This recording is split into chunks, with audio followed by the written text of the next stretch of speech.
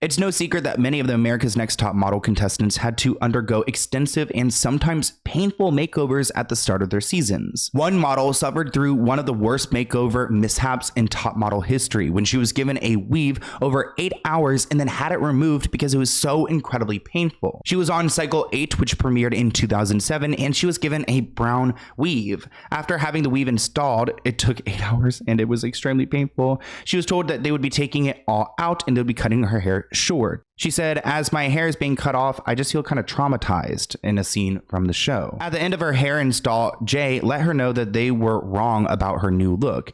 Instead of working with her favor, the weave was making her look plain and boring, so they made her take it out. So after 8 hours of having this thing in your head and like having it all pull on your hair and braided, you have to get it all taken out again. And it almost feels like it's her fault in that moment. I mean, I would be so livid. It takes about 8 hours to complete my new fabulous do, and it hurts like hell. Not taking you to that elevated look that the other girls are going to, like they're all starting to turn into kind of models. It's kind of bringing you down a little. We're gonna take the whole thing out. Kashawn is gonna do a really short, kind of very Rosemary's Baby cut. Oh man, as my hair's being cut off, I just feel kind of traumatized. You have to work extra hard now that you don't have any hair on your head. Now, hair is a sensitive topic, especially when it comes to these models and how they look, because it's part of their brand and how they identify. So when some have to come onto the show and have maybe like medical issues, it puts a lot of pressure on them. Like this one contestant who had alopecia, and the judges weren't too kind about it. There are so many instances where contestants express their concerns about their makeovers, and then they are guilted by the judges to give in. Like I said earlier, I think that these makeovers were all for shock value, to get good TV, opposed to making the models feel better or more confident. Melrose really is just a control freak.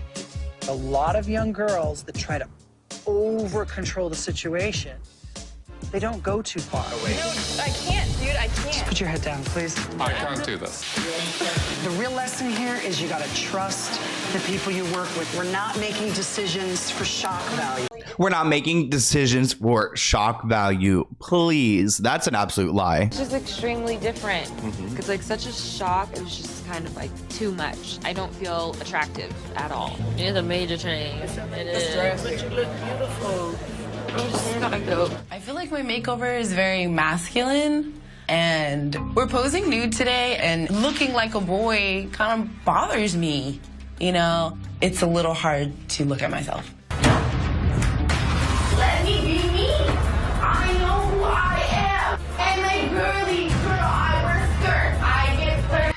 I mean, okay, so just to play devil's advocate, not that I really want to, but like when you are a model, you do have to do different looks. You have to look a certain way. I mean, I think changing your day-to-day look is something different, but I also think that there has to be some acknowledgement that you have to have some ability to transform yourself to fit whatever the client is looking for. I love my hair. It'll always grow back. Bye-bye. It's okay, you're ready. No more beauty pageants. Do you know what? You're gonna look so great. You don't even know. This is really big. What I'm gonna do is I'm gonna have you get the haircut that I wanted you to have. So you're not ready to cut your hair? No. You know, I really don't have time for this today, so you just gotta leave my set.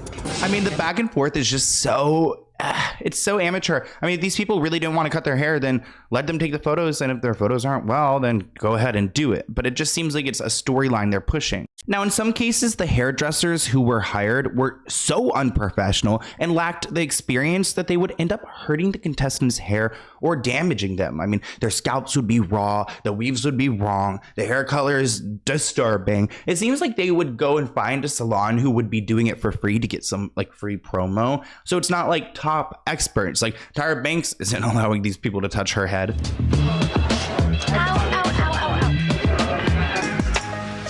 It hurts so bad. I can't imagine getting something sewed into my head and having it pulled so hard. I know like a lot of like black women, a lot of people like do hair things all the time, but when you're experienced with it, when you're anticipating it, that's different. When you've got people who don't know what they're doing, sewing it and pulling into your hair, like I would have such a pounding headache. And the people who were tasked with these jobs didn't know what they were doing. That's why I feel like they just like just got a salon that would do it for free, because there were people having their hair slip off and it was all kinds of messy. My hair is disgusting. My whole head hurts. My ass hurts. I sat in a chair for 6 hours. Just to let you know, weaves do that. Like they create rashes, little bumps, especially on the tight areas. It's part of that beauty pain thing. But we're gonna suck it up, right?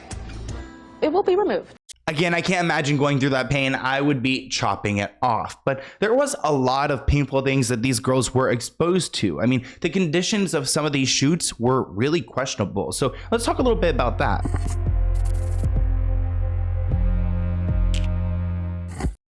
There was one photo shoot in cycle 7 which featured a model posing in extremely cold water, actually leading to one of the models, Carity English, developing hypothermia. In cycle 8, there was a gruesome photo shoot where models posed as murder victims in a mock crime scene. In another photo shoot, contestants had to pose as dead bodies in a filthy bathroom setting. And then finally, in cycle 18, contestants were made to pose on a 1,000-foot tower during a storm in a foreign country. Towards the end of the series in cycle 2022, contestants had to shoot in pitch black conditions, which was particularly challenging and potentially unsafe, especially for one of the contestants who were deaf that season. So he's like dependent on his sight and other senses to make up for his hearing loss. So definitely not safe. There have been other photo shoots where they posed with a bull or a high heels walk challenge that left a girl with crutches. There was a treadmill runway. There was a time where they posed in a landfill. They encouraged these situations and these models to partake in scenes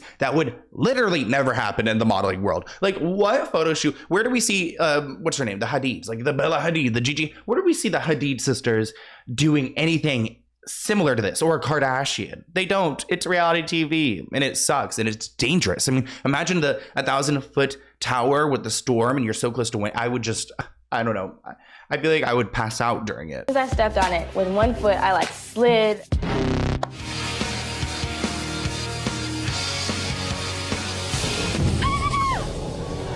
And because their goal was good television, they purposely made these conditions unsafe. For example, one contestant came forward and said, "The runway that we did on the water was purposely made wobbly. No runway is ever made that way. Runways are meant to be solid. But they put us in these pin-thin skirts that didn't even have slits, so we had to walk up this crooked runway. They made the show for TV." Some people have made some memes over these moments. For example, they compared it to Squid Game, saying Tyra Banks would have made this runway challenge on America's Next Top Model, talking about a scene from the show. Which takes us to the contestant mistreatment, because a lot of these people who participated, they were treated so terribly, not only by Tyra, but by production.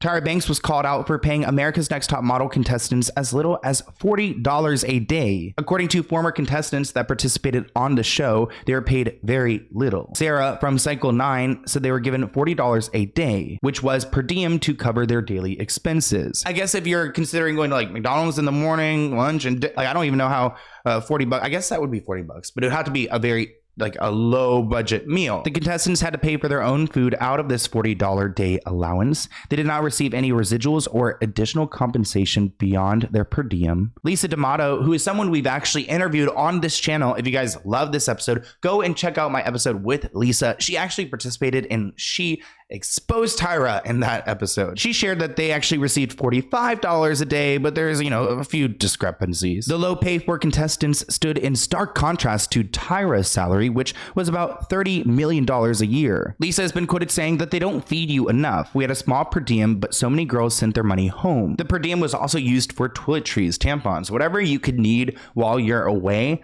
So if you came and you didn't have a lot of money to begin with, you're not off to a good start. One contestant was asked, "What's one experience from the show you remember the most?" They replied, "Elimination. We probably stood there sometimes for 8 to 9 hours until 3:30 in the morning during deliberation. If they had a production issue or if something happened, we just stood and stood while being hungry all the time. All we wanted was food. I remember walking in there and just shaking like a leaf. I wanted to win the show because I was poor and wanted to help my family. So it was like a lottery to me." People don't see on TV is that, like, I mean, it's insane, like the amount of bullshit that me and the other girls went through. There are times when we didn't get fed. We had to film straight through 15, 18 hours without eating. so we're starving. So then that plays on your mental attitude, because it's almost like they want us to go in there angry so they can have drama. So okay, let's starve them. Let's withhold food, let's withhold water, because you know how you get when you're hungry. That's kind of a reality show well-known secret. You give them lack of food, you give them extra booze, and then you get extra drama. But Tyra Banks is the face of this show, and she has to answer for some of the things that she's done. Let's talk about this viral moment that continues to live on, where Tyra was pushed over the edge. She yelled at Tiffany and went off on her. It was incredibly unprofessional, but one of the biggest moments to come out from this series.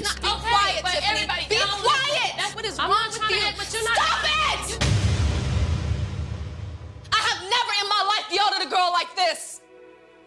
When my mother yells at this, it's because she loves me. I was rooting for you. We were all rooting for you. How dare you? Learn something from this. When you go to bed at night, you lay there and you take responsibility for yourself, because nobody's going to take responsibility for you. In my perspective, I do think that Tyra is partially acting here. I mean, she doesn't have this tight connection with the contestants like you would think. You rarely see her unless the cameras are present. So she's not friendly with them. She doesn't necessarily care about them on a human level, maybe as a contestant or as a star on their show. But I really think that Tyra kind of, maybe she has something else going on in her life, but she really pulled out that emotion to get that moment that we all know so well. Tiffany explained that Tyra's rant was 1,000 times worse than what viewers saw. Tyra said, "You can go back to your house and sleep on your mattress on the floor with your baby." And Tyra's saying this in front of everyone, just embarrassing Tiffany. However, Tiffany recognizes that this moment made for good TV, even if it was at her expense. Which is kind of sad that she's like accepting that. Like, oh, I guess it's good TV. Just like, you know, use me as a laughing stock. Make fun of me and my baby in our living situation. Jeez. As I was just saying, contestants have been open that Tyra had barely spoken to them or offered them help with their modeling career. This is essentially a reality show, and she was just like another, not a contestant, but like an actor. She was just playing a character of someone who's like caring about these girls and helping them through the competition. And you know, even though the show was a big hit, there haven't been that many models who have come out on the other side.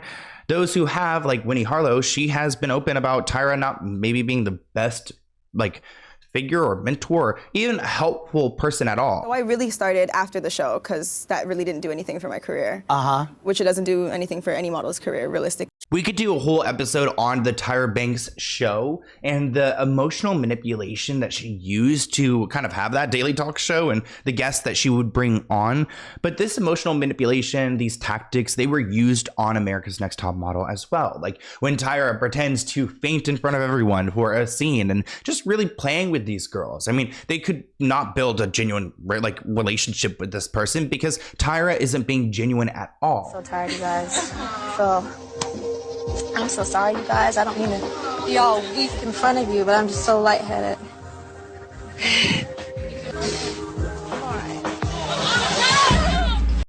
Thank you for watching this clip from the Let's Get Into It podcast. To view the full episode, visit the link listed below.